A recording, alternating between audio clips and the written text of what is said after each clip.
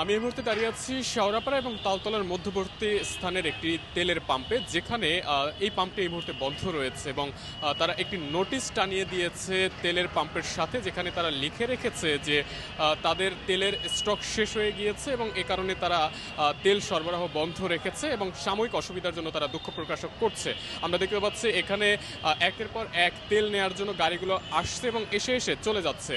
এমনকি আমরা এখানকার এই তেল পাম্পের যারা কর্তৃপক্ষ রয়েছে তাদের সাথে কথা বলার চেষ্টা করেছিলাম, কিন্তু একজন এখানে ছিল, তার সাথে কথা বলতে গিয়ে আমরা তার সাথে কথা বলতে পারিনি। সে বলেছে যে তিনি কথা বলবেন না এবং অন্য কেউ আছে কি না সেটিও তিনি বলতে পারছেন না। একে একে তেল নেওয়ার জন্য বাইকাররা আসছে, অন্য অন্য গাড়ি চালকরা আসছে, কিন্তু তেল না নিয়েই তারা নোটিশ পড়ে পড়ে এখান থেকে চলে যাচ্ছে।